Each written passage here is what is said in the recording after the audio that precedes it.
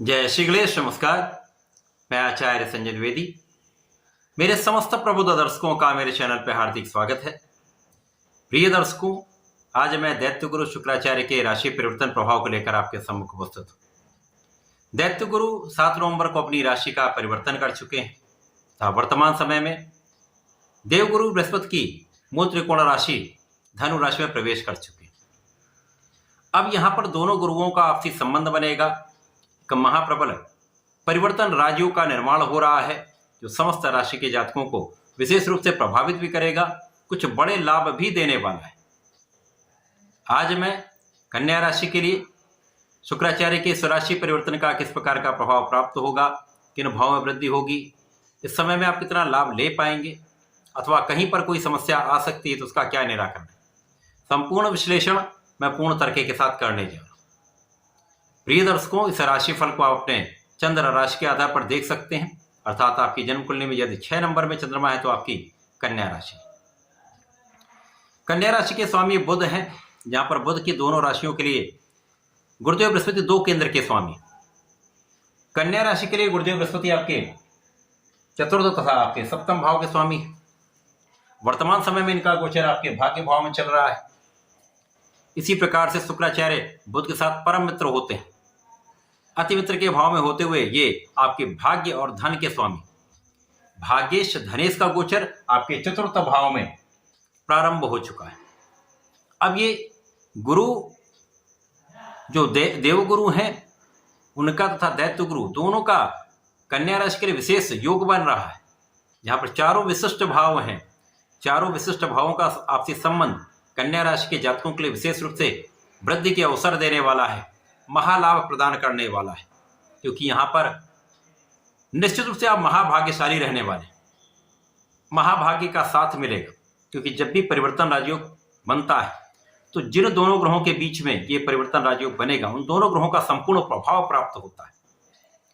तो यहां पर दोनों गुरुओं का आपको लाभ मिलने वाला है, दोनों गुरुओं का संपूर्ण प्रभाव प्राप्त होगा, जिससे ज्ञान तो आपका बढ़ेगा ही, क्योंकि गुरु ज्ञान के कारक शिक्षा देने वाले हैं, आपके रिसर्च कार्य में वृद्धि करने वाले हैं। दैत्य गुरु शुक्राचार्य आपके ऐश्वर्य, वैभव, धन, संपदा, समस्त सुखों का अर्जन कराने वाले हैं। तो जो इनके कार्यकत्व के भाव उनमें तो प्रबलता आएगी ही, यहाँ पर जिन भाव के स्वामी है उसमें विशेष प्रभाव प्राप्त होगा। यहाँ पर आप महाभाग्यशाली रहने वाले, भाग्य का अब संपूर्ण साथ मिलेगा। कोई भी अवरुद्ध कार्य जो आपका नहीं बन पा रहा था या डिले हो रहा था वो सारे कार्य बनने लगे, समस्त कार्यों में प्रगति होने लगी।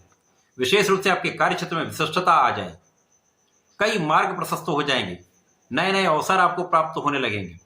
जो व्यक्ति जो जातक कला क्षेत्र में है विशेष अवसर यहाँ पर प्राप्त हो, बड़े कॉन्ट्रैक्ट्स मिल सकते हैं, धन संपदा का संपूर्ण अर्जन आप करने वाले। इस समय में बुद्धि बल श्रेष्ठ रहेगा, ज्ञान विशिष्ट रहेगा, कार्य क्षमता में कई गुना वृद्धि होगी, स्वास्थ्य समस्याएं कम हो जाएंगी, आपका मानसिक स्तर, आपका शारीरिक स्तर अत्यंत श्रेष्ठ रहने वाला है, जिसका प्रभाव आपको आपके समस्त क्षेत्रों में प्राप्त होगा।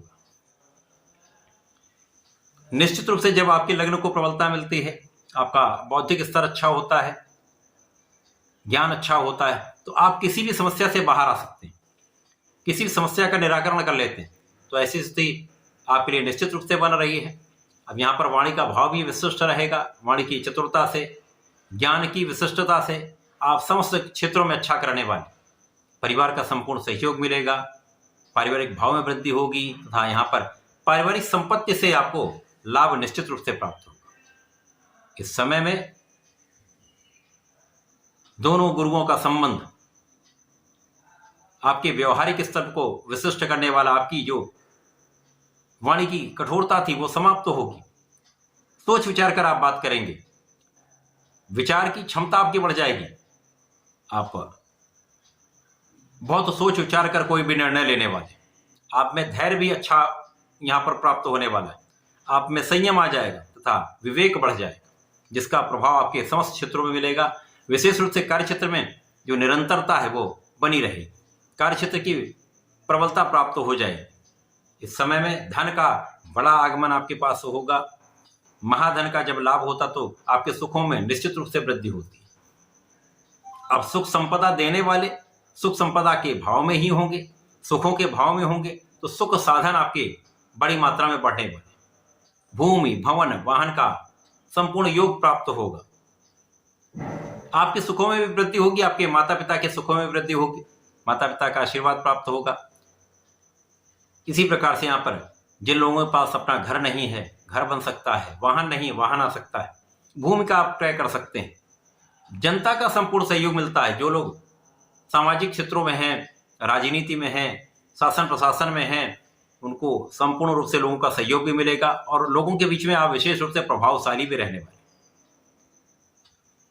राजनीतिक क्षेत्र में जो लोग हैं उनके लिए विशिष्टता यहाँ पर इसलिए भी है क्योंकि गुरु, ज्ञान, शुक्र, ऐश्वर्य तथा जनता का सहयोग, तो संपूर्ण रूप से आपके सुखों में वृद्धि भी हो रही है, लोगों के भी सुखों में वृद्धि होगी आपके कारण।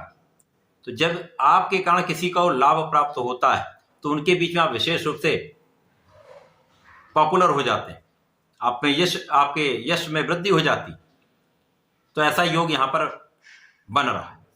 व्यापार में वृद्धि का योग बन रहा है, प्रोफेशन में नए अवसर प्राप्त होने का योग बन रहा है तथा जीवन साथी के साथ सामंजस्य में वृद्धि हो रही, आपसी प्रेम में वृद्धि हो रही तथा जो लोग नौकरी चाह रहे हैं अथवा नई नौकरी में जाना चाहते हैं उनके लिए कई मार्ग प्रशस्त हो जाएंगे। सरकारी नौकरी के लिए प्रयासरत हैं तो यहाँ पर आपका परिश्रम, आपका धैर्य, आपकी क्षमता, आपकी योग्यता आपको लाभ देने वाली, आपको सफलता दिलाने वाली।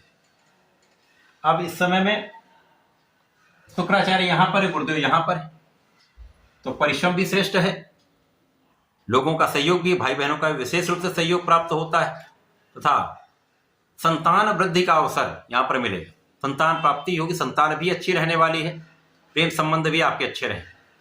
इस समय में यात्राएं हो सकती, जो लोग व्यापारी गण हैं उनकी यात्राएं होंगी, वो विशेष रूप से लाभकारी हो सकती, लाभ में वृद्धि का योग बन रहा है।